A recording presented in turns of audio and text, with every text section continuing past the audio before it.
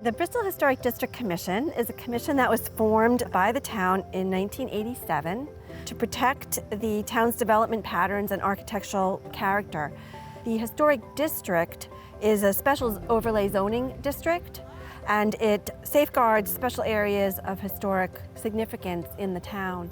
So the commission oversees the development within that zoning overlay.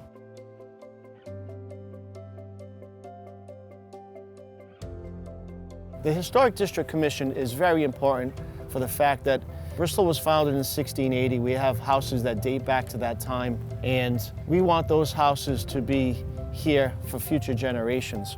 Thankfully, the property owners that buy into the Historic District have a love for the house.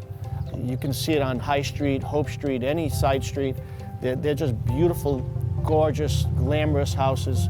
And the District Commission wants to assure that future generations will have those same properties to pass on.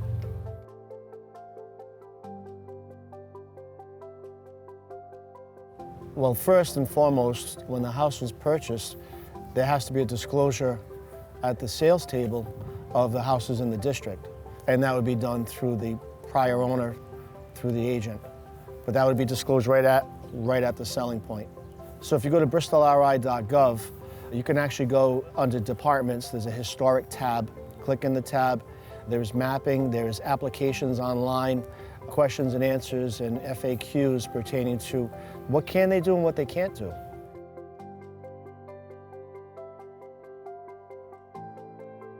If you are subject to historic zoning, it means that there is a process, in addition to any other codes and permits that you'll need, to get permission from the Historic District Commission for exterior renovations to your home.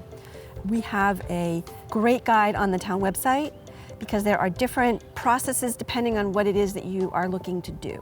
So some things can be done administratively, some things have to go in front of the full commission, and there's a great resource on the town's website that breaks that down for you.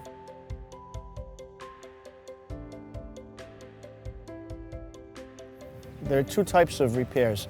They're in-kind, and anything in-kind is administrative. So hypothetically, you want to fix a wooden gutter with wood, that's in-kind.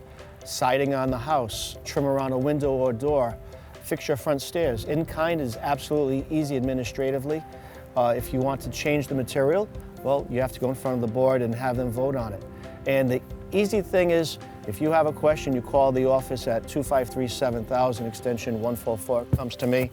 I can email you a double-sided pamphlet, and it tells you what you can be exempt from.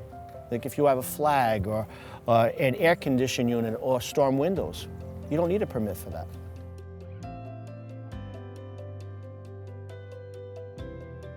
The first thing you can do is you can go on our website. We have an application package online. So you can actually fill it out online, print it, and bring it in. You'd have to submit that along with any supporting information, and we ask for any plans, any details. The commission likes to see detailed sheets. You need to present all that, and that's all on the application form. What we ask for, photographs, anything like that to help support what you're asking the commission to do. That would come into our office. Our staff assistant would take that, review it for completeness. If it is complete, it would be scheduled on the next available agenda for the commission's review. If it's something that can be done administratively, then it can be reviewed as quickly as can be reviewed and would be given the certificate of appropriateness.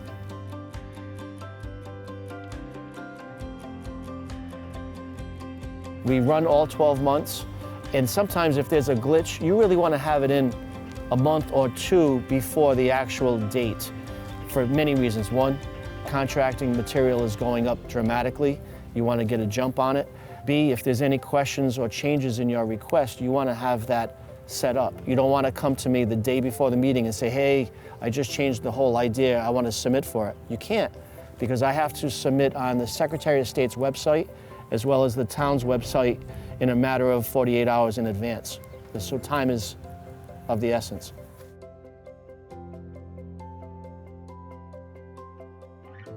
So to present yourself in front of the Historic District Commission, you'll have already presented in your application all of the plans and specification sheets and drawings, and they would have reviewed that prior to the meeting. That's why we ask that it come in 2 weeks prior to the meeting. We also put an ad in the newspaper so we can let everyone know what is on the agenda for the upcoming meeting. And just be prepared to present what you're doing. They're a great board. They're all members of the community, and they've been doing this for a long time. So they are very well versed on seeing different applications come forward. And they may ask you questions. They may want to do a site visit if there's something that they need a little bit more detail on. And they'll hear from you, and they'll talk amongst themselves whether or not they have questions or so forth. And then they would issue a decision, hopefully in your favor, using the Secretary of Interior standards. Their decisions are guided by those standards, and they have to make specific findings. And so you'll hear their motions will include that in a finding. And then they'll assign a project monitor to guide you as you go forward. Because sometimes there are parts of an application, and maybe a small detail that you didn't present or that came up during construction. And you just need to check in with somebody about whether or not it could be approved, or would it need to come back in front of them. And so the project monitor can give you guidance during the construction, and they're sort of your liaison to the commission. So it's very, very helpful.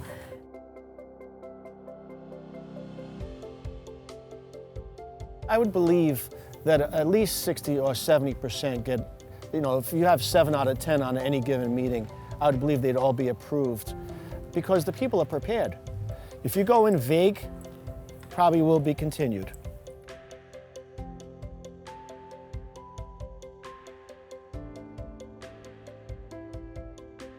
When your project is approved, you get what we call a certificate of appropriateness. And that is issued by the staff assistant following the meeting. It details what you got approval to do, any conditions that the board may have, who passed the motion, and we ask that you sign it so that we know that you know that this was approved and if there were any conditions, and it just keeps everybody on the same page about the approval and what's required of them as an applicant.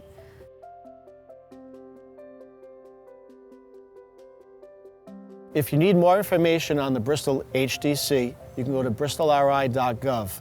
On that town website, you will find the departments, and there is a click-down tab of the Historic District Commission, and you will find PDFs, applications online, contact phone numbers for the whole board themselves, plus me at the town hall, the staff assistant, at 253-7000, extension 144. We want viewers to understand that Bristol's historic property owners are a special group of people who are temporary stewards of Bristol's architectural heritage. The HDC and the town of Bristol want to help them see that their homes are a treasured part of Bristol's history, and that we, the town and the HDC, are their partners in preservation.